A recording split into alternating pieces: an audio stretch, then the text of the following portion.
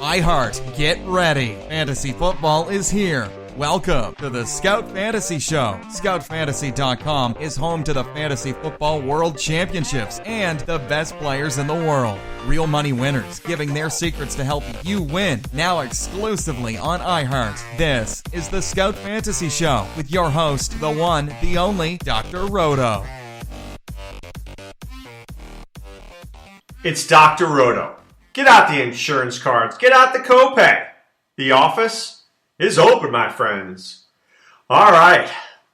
It's the first podcast in a while. Haven't spoken to you guys in a bit. It's because I was at the FSTA conference in Nashville, Tennessee. Well, if you haven't been to Nashville, Tennessee, I highly recommend it. Very cool city.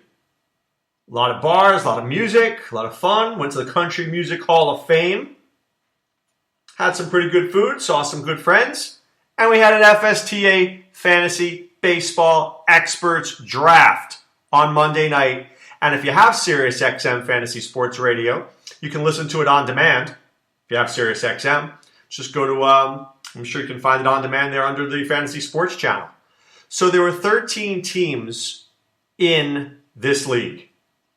Fantistics, Anthony Perry, Colton the Wolfman, Glenn Colton and Rick Wolf, Masters Ball with Lauren Michaels and Todd Zola, USA Today, Steve Gardner, CDM Sports with Charlie Weir, NFBC with Greg Ambrosius and Tom Kosenek, Roto Wire, Jeff Erickson and DVR, Derek Van Riper, the Fantasy Sports Network, Michael Cardano, Chris Meany, SiriusXM, Ray Flowers, Fantasy Alarm, Jeff Manns, Ron Chandler, Dr. Roto, number 12, and 13 was Ray Murphy and Brent Hershey for Baseball HQ. So there we were at the first draft of the year, and I'm going to say this right now. Thankfully, I got prepared over the last couple of weeks. I did a lot of mock drafts. I did. Because you know me, I was doing these football podcasts until pretty much a week ago. So I had to get into baseball mode over the last, I would say, 2 weeks. And I think I was able to do that. So pretty happy with the draft. And what I'd like to do over the next couple of podcasts is break down my draft, other teams' drafts, what people did right, what people did wrong. Now look, it's January. I get it. A lot could happen between now and let's just say, I don't know, next week, next month. So this is a snapshot in the end of January. If we did this draft in a month from now, it could be different. Maybe, maybe not. Maybe we got value at guys. Maybe guys who I got in the 12th round would be 8th round guys. Who's to say? And then once spring training happens, if a guy hits 4 home runs in the first, 6 games, his value may go up. But this is a snapshot right now of where we think players' values are. Do we use ADPs? Yes, we use average draft position, right? Where do we think guys will go? They're not always right. Many times they're wrong, right? So let me just I'm going to look at my team today, right? And then we'll kind of look at other teams over the coming days and see what they did right and what they did wrong. I had picked 12. So I'll give you the first round. It went Mike Trout, Mookie Betts, Nolan Arenado, Jose Altuve, Paul Goldschmidt Roto, my Roto child, Chris Bryant, Clayton Kershaw, Manny Machado. This is exactly who I expected to go. Not in any necessarily in order, but those are the players. Then it was Ray Flowers' turn, and he took Anthony Rizzo, which I was very happy about because I really never wanted to take Anthony Rizzo. Then Jeff Manns and the Fantasy Alarm took Max Scherzer. I was happy about that because I don't really want to begin my draft with a pitcher. I'm not saying I won't, I just don't want to. I don't wake up in the morning and say to myself, let me start my fantasy baseball draft with a pitcher. I usually don't think that way. I prefer starting with a hitter. So here we are. All those guys go as they should. Then Rizzo, then Scherzer. So Ron Chandler's sitting here, and there I know one thing. I know he's not taking Bryce Harper because he didn't like him last year. And if you didn't like him last year, you're not going to like him anymore this year. Sure enough, Ron takes Charlie Blackmon, which leaves the door wide open for me to take Bryce Harper. And I have to take Bryce Harper, my friends. I have to take him. There's no doubt in my mind that he has to be on my team. So now the question is, Dr. Roto, why? Because I play to win. I play to win leagues. I don't play to come in second. I don't play to come in third. He is a winning pick. He signed a 1-year deal worth $13 million. So what do you think he's doing here? He is going for a big paycheck. Big. Somebody's going to give him a big paycheck. He's 24 years old. He's a fantastic player. And last year, in what we could agree was an off year, the guy had 24 home runs and 21 stolen bases. What if he goes back to what he did in 2015 when he hit 330 and 42 home runs? Think I'll take that? Yes, I will. I absolutely will take that. So I look at Bryce Harper as a guy who was going third last year. Now I'm getting him at 12. That's value. I can't turn down value. I will never turn down value. Not with a guy who can win me a league. I mean, look, Trout is the best player. But after Trout, I can name you 5 guys who I like. And I think Bryce Harper's in that conversation. So I took him. Now, the next pick was Josh Donaldson. So let's discuss the difference between Josh Donaldson and Bryce Harper. Josh Donaldson is as steady as they come. Steady Eddie. Right? Steady Eddie. And I like picks like that. So let me give you Josh Donaldson's numbers over the last couple of years. Right? Last year, 284, 37 home runs, 99 RBIs. The year before, 297, 41 home runs, 123 RBIs. The year before that, 255, 29 home runs, 98 RBIs. The year before that, 301, 24 home runs, 93 RBIs. That is a really good player. That is a really good player. And I easily could have taken Josh Donaldson. But I think Harper is a better player with more speed, with better chance to hit over 300, and with similar power.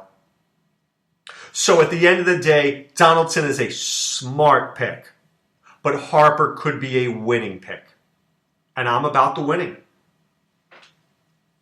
Round 2, I came back. The next pick after that was Corey Seager, and I took Miguel Cabrera. Miguel Cabrera is one of the great hitters of our generation. This guy's been injured once in his career. All he does is hit 330 home runs and 100 RBIs. And let me tell you something. I want you to listen to what I'm going to say here. First base, you got Goldschmidt, you got Rizzo, you got Cabrera, you got Votto, you got Freeman. And then you have a big drop-off. You're dropping off to Will Myers then and Jose Abreu. Not special. Chris Davis, Hanley Ramirez. Not great. So you've got 1, 2, 3, 4, 5 great players, and then it drops off. So that I can get Cabrera there, you better believe I'm taking him. I am. Taking him right there. Happy about that pick. In the 3rd round, I grabbed Trevor Story. So here's the story. I took Trevor Story. Now, I know he had a wrist injury last year. I know he had a wrist injury at the end of the year. But did you see his numbers prior to that? Seriously, did you see his numbers prior to that? I want to give them to you because I'm just not sure people realize how good he was. Okay? 372 at-bats. 372 at-bats. 27 home runs, 72 RBIs, and 8 stolen bases. I mean, that's unheard of. So if he gets 600 at-bats, could he not hit 35 home runs and steal 15 bases?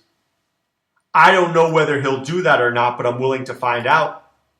I'm willing to find out. Why? Because Trevor Story is a winning pick. It's a winning pick. Will I win this league? I don't know if I'm going to win this league, but I know I'm going to make the picks to win a league. I want to make picks to win a league.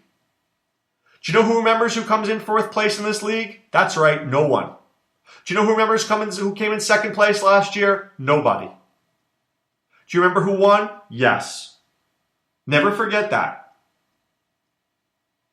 No, never forget that. I don't know who came in 2nd in this league last year. I know it wasn't me. My 4th pick, Ronette Odor. Ronette Odor, second baseman. So what I'm really liking about my team here is I start with an outfielder and I get a first base, second baseman, and a shortstop. My infield is shaping up very nicely at this point. Very nicely with another guy who can hit 25 home runs and steal 10 to 15 bases in Odor. Did I pass on David Price? I did. Did I think about David Price? I did.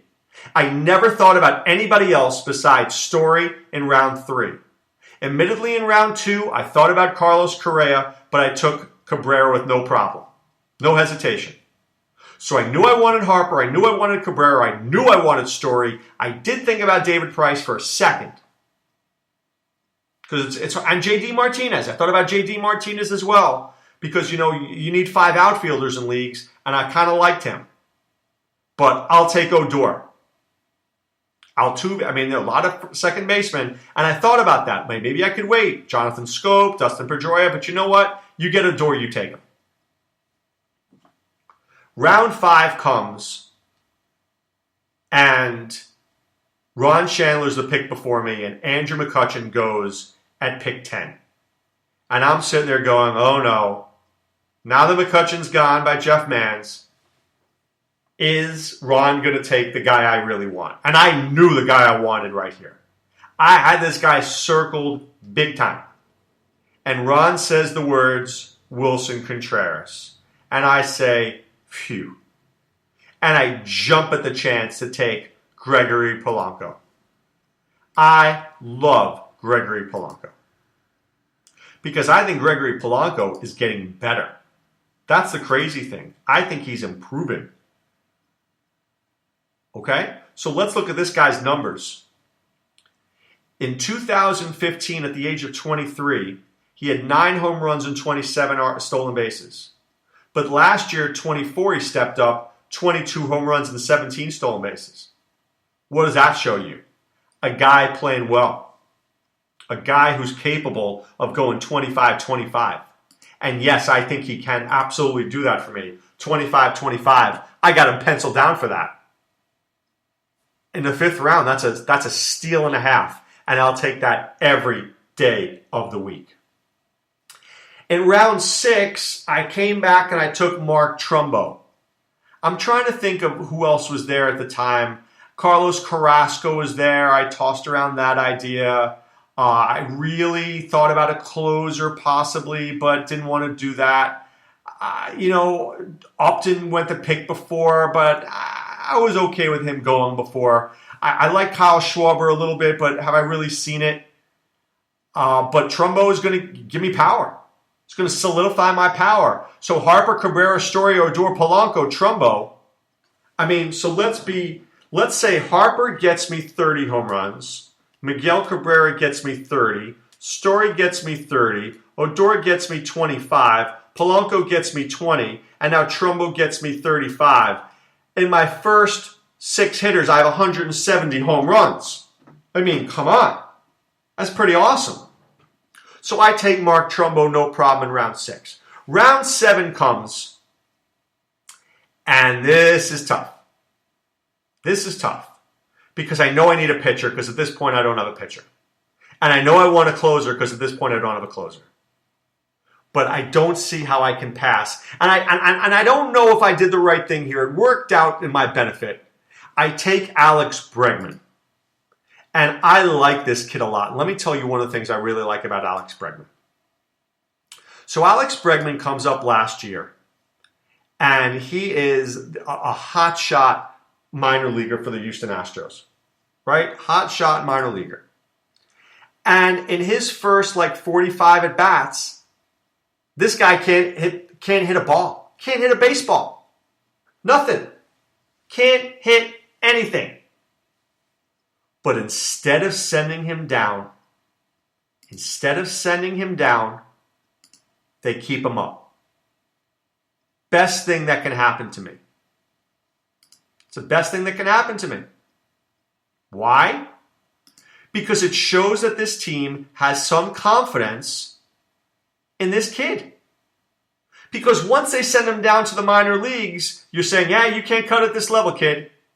You can't cut at this level. Right? And if they don't believe in him, It's a problem. So I believed in him. They believed in him. They let him stay with the team. And all of a sudden he starts to hit. Now let me ask you this. If George Springer bats 1 and Altuve bats 3, could Alex Bregman slide into the second spot in that order? How good would that be? Is he capable of hitting with some power? Is he capable of finding me some speed? I think he is. And if he is, it's a pretty good player. So that's why I take Alex Bregman. Now, Miguel Sano, is there later. I liked him, but I pass on him and I take Bregman. And then I get the pitcher. Because in round 8 at this point, I don't have a pitcher, and I can't leave round 8 without a pitcher. Now, trust me when I tell you I love Odubel Herrera and Steven Piscotty. I love them, and I'd love to put them on my team. But I can't do that. I can't. So when these guys from Baseball HQ pick in front of me, I say to myself, I'm taking Kyle Hendricks or Aaron Sanchez. They take someone, boom. Hello, Aaron Sanchez. You're my guy. Aaron Sanchez, you become my guy. And he's a really good player. He's a really good pitcher. I mean, this guy's top notch. So this is a guy who can get me anchor rotation numbers. Is he going to do that? I don't know, but he could. He could anchor my rotation. He's capable of it. Where many guys aren't. Right? Many guys are not capable of anchoring my rotation, but he certainly can. So let me give you, his numbers briefly. So last year, 15 wins, 192 innings, 161 strikeouts, an ERA of 3.0, whip of 1.17. Can't those numbers get better? Isn't that a really good pitcher? Seriously, isn't that a really good pitcher? I think it is. I think it's a really good pitcher. So I'm very excited to get Sanchez. In round 9, I take Roberto Osuna, who this is just a young fireballer and I need a closer at this point, and I don't want to wait. All right? I want one guy. Okay? And now I'm going to go through round 10 with this podcast. I'll give you my next pick, and then I'll break this podcast up into a couple of pieces here, as we analyze this till next time. So the next pick, I debate. I debate Ken Giles. I debate Kelvin Herrera. But there's a young kid who's out there who I just feel that I can't pass on. I just feel that I can't pass up this guy. And who is he? His name is Andrew Benintendi. And I feel that I can't pass on him. Why? Because he's a really good young player. A really talented hitter. And what I like about Benintendi is the following. I got him in round 10. But I think there are certain guys whose value creeps up the longer we go into the season before we draft. And I really think Benintendi is going to go in round 7 by the time draft day comes. This is a guy I get in round 10 now, but when he starts to go in the spring and he's hitting second for the Red Sox and he starts to rake down in Fort Myers, you know what happens? Right? When that happens, it's going to make me get a guy really high valued. Really high valued. And I think Benintendi is going to, his value jumps up. And this guy's a young, good, proficient hitter. Is he great? I don't know, but he's very good. And in round 10 is my 4th outfielder because I have Harper, Polanco, and Trumbo. I don't need him to be great. I need him to be good. So here we are after round 10. Harper, Cabrera, Story, Odor, Polanco, Trumbo, Bregman, Sanchez, Osuna, Benintendi. That's where we start. I'm pretty happy with that. I will discuss more about my draft in the coming podcasts. But right now it's time to put away the insurance cards, put away the copay. The office is closed, my friends. I want to encourage you guys all to go to scoutfantasy.com, enter the promo code ROTO, that's ROTO. Pay for 1 month, get you 2 more for free. It's as simple as that. Pay for one, get 2 more for free. And you get access to the Team Outlooks by Sean Childs. You get access to our NBA Optimizer. You get access to our Scout Scores. You get access to the best minds in the industry. And that's what we do at Scout Fantasy. We want you to win, whether it's seasonal or in DFS. All right, guys. I wish you a great, great weekend. Look forward to talking to you next week as we keep on talking baseball. So this is Dr. Roto saying be well, take care. Thanks for listening to the Scout Fantasy Show. There's never been a better time to join the Scout Army. Visit scoutfantasy.com. Use the promo ROTO for 2 months free. And don't forget, fantasy players, please thumbs up the podcast on the iHeart app. See you next time. Go Scouts!